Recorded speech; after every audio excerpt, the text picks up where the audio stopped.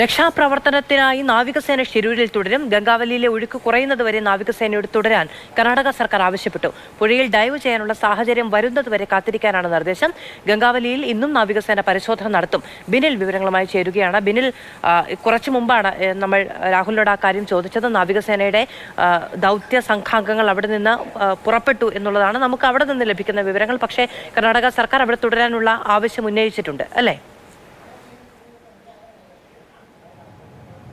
മാധു, നാവികസേന പൂർണ്ണമായും അവിടെ നിന്ന് പിന്മാറുന്നില്ല. നാവികസേന ദൗത്യമേഖലയിൽ നിന്ന് മാറിയിട്ടുണ്ടാകാം, പക്ഷേ ഷിരൂരിൽ തന്നെ അവരുടെ ഒരു വിഭാഗം തുടരുമെന്നാണ് നാവികസേന വൃത്തങ്ങൾ അറിയിച്ചിരിക്കുന്നത്. കാരണം ഈ പുഴയിലെ ഒഴുക്ക് കുറഞ്ഞാൽ അവിടെ ഡൈവ് ചെയ്ത് പരിശോധന നടത്തണം എന്നതാണ് കർണാടക സർക്കാർ ആവശ്യപ്പെട്ടിരിക്കുന്നത്. അതുകൊണ്ട് തന്നെ അവരുടെ ഒരു പൂർണ്ണമായ പിന്മാറ്റം അവിടെ ഉണ്ടാകില്ല എന്നാണ് നാവികസേന ഔദ്യോഗികമായി തന്നെ അറിയിക്കുന്നത്. രാവിലെ അവിടുത്തെ ഒഴുക്ക് എത്രമാത്രം എന്നത് നാവികസേന പരിശോധിച്ചിരുന്നു.